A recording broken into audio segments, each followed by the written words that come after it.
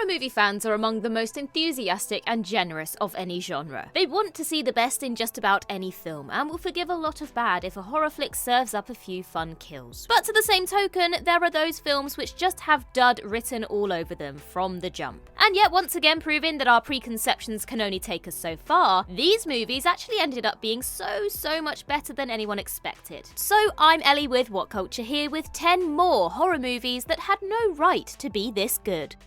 Number 10, Thanksgiving.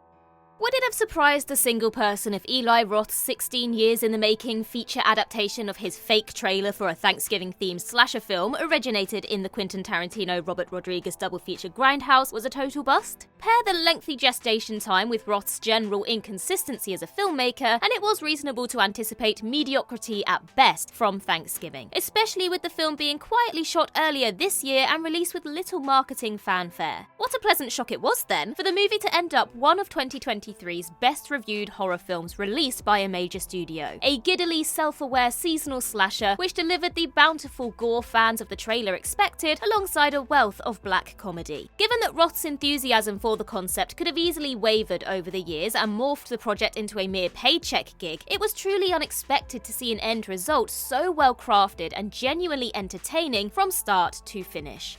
Number 9, Dawn of the Dead. Those who were there at Ground Zero when Universal announced a remake of George A. Romero's zombie masterpiece Dawn of the Dead will remember just how skeptical, if not downright pissed off, fans of the original were. More to the point, giving such a hallowed property to a no-name music video director called Zack Snyder and a writer of junky trauma movies by the name of James Gunn? Ugh, this had disaster written all over it. But huge props to Snyder, whose bold directorial debut was a more than worthy reimagining of Romero's classic, which ably justified its own existence. Rather than rehash the original film beat for beat, Snyder and Gunn's retelling is a leaner, arguably meaner rendition of the same core concept, shedding the more overt satire of Romero's version, but doubling down on the deeply visceral hopelessness of its apocalyptic scenario. Girded by its manic energy and the efforts of a solid ensemble cast, Dawn of the Dead 04 is close to a cinematic miracle, a movie every card-carrying horror fan was dreading, and yet one which turned out to be a damn gift to them all. Number 8, Host. When the film industry ground to a halt by the pandemic in early 2020, filmmakers had to get truly creative if they still wanted to make movies. And in the horror sphere, nobody took greater advantage of that opportunity than little-known director Rob Savage. Savage's Host, a horror film set entirely on a Zoom call in the midst of the pandemic, took full advantage of that specific moment in time to deliver a uniquely gut-wrenching depiction of a seemingly familiar seance-gone-wrong scenario. Despite its seemingly thrown-together nature, directed remotely by Savage with the cast carrying out their own camera and practical effects work, Host feels impressively holistic and motivated throughout, elevated considerably by the top-draw efforts of the mostly unknown ensemble. Host also benefits from a drum-tight 56-minute runtime, ensuring that it can't even begin to outstay its welcome. All the same, nobody could be blamed for having basement-low expectations for a not even feature-length, no-budget horror film produced from concept to delivery in just 3 months and randomly released on Shudder totally out of nowhere. Number 7, Wrong Turn 2 Dead End.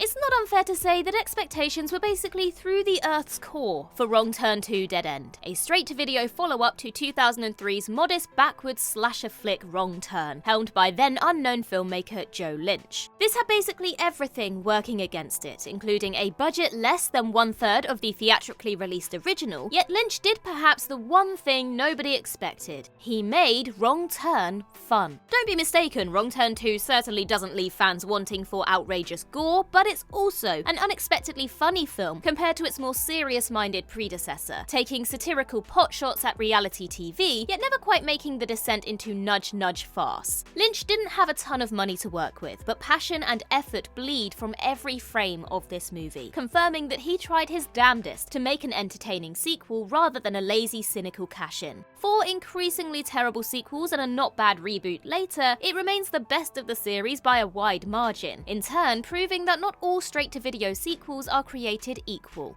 Number 6, The Empty Man.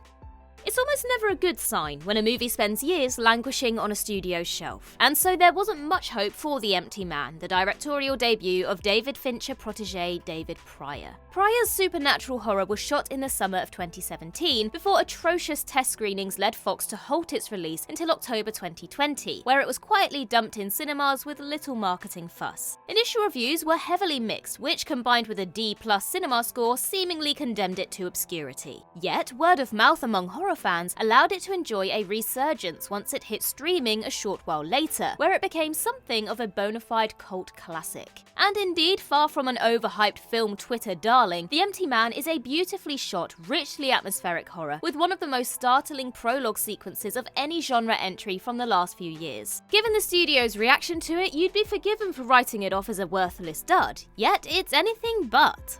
Number 5. Piranha 3D. Was anyone really in the market for a remake of Joe Dante's 1978 comedy horror film Piranha, and one in 3D no less? And yet, Alexandre Aja's shamelessly schlock-happy effort is in fact a deliriously entertaining romp which certainly one-ups the nudity and violence of its predecessor. Though most of the gory mayhem is saved for the movie's outrageous finale, this is a lot of fun from beginning to end, thanks to both its unrelentingly goofy tone and an evidently game cast, especially Jerry O'Connell, Kelly Brook and Ving Rhames. And if you saw the movie in 3D back in 2010, you'll surely recall just how much those in-your-face effects added to the knowingly campy experience. Even viewed today in 2D though, this is a considerably better directed film than many could have possibly anticipated, delivering firmly on the bloody promises of its title. The less said about 2012's lousy cash-in sequel though, the better. Number 4. Paranormal Activity. Given that Paranormal Activity spent more than 2 years being tinkered with by Paramount following its initial 2007 festival premiere, it was easy to believe that this micro-budget found-footage film was basically a case of the Emperor's new clothes. The pre-release buzz surrounding the film, where the studio labelled it as the scariest movie ever made, while insisting that audiences demand it be screened in their local cinema, left many suspicious that Paramount was basically using viral marketing to try and profit off a turkey they struggled to get out of post-production limbo. And while the film certainly isn't for everyone, it is a testament to what a skilled filmmaker can produce with relatively minimal resources, using negative space in the frame to basically let the audience's brain do most of the work, filling in the gaps and implying what can't actually be seen. If the inevitable spate of sequels soon enough drove the concept firmly into the ground, the original film was an inspired flash in the pan which wrung tremendous atmospheric mileage out of two people being terrorized by a mostly unseen entity in their home. Number 3. Watcher. Psychological horror film Watcher is a fascinating example of a movie which benefited from a very happy accident. The narrative focuses on a woman who believes that a stranger who watches her from an apartment block across the street may be a serial killer terrorizing the city. During development, the story was set in New York City, but due to the pandemic making shooting in the United States financially unfeasible, the decision was made to film in Bucharest, Romania instead, and also shift the setting there. This ultimately added a whole new dimension to the film, as our protagonist Julia now has to deal with the isolation and anxiety of moving to an unfamiliar country where she doesn't speak the language, on top of the maybe serial killer scenario. And it's honestly tough to imagine Watcher any other way. The film would have almost definitely been less interesting with its original stateside setting. And so, while nobody's happy the pandemic happened, circumstances certainly allowed for Watcher to become a better film because of it. Number 2. Ouija: Origin of Evil.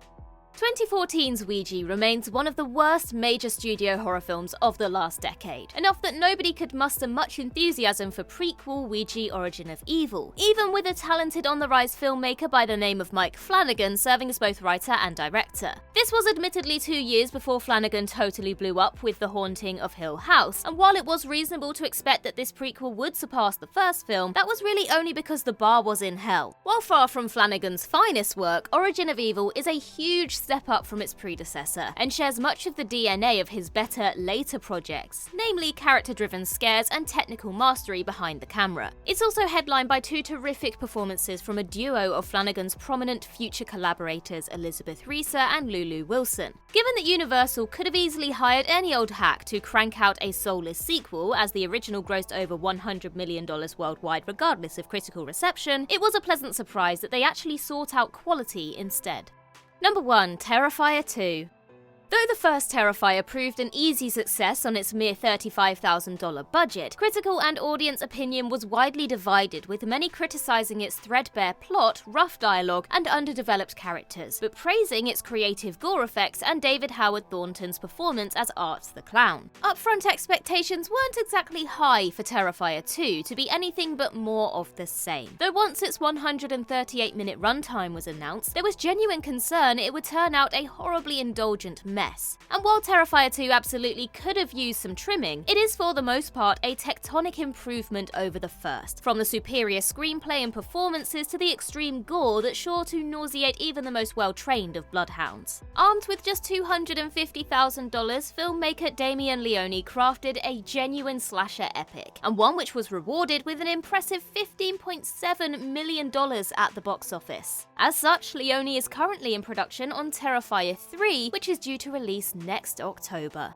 As I mentioned at the beginning, this is not the only video we have on this topic, so for the original video, click the link on the screen now.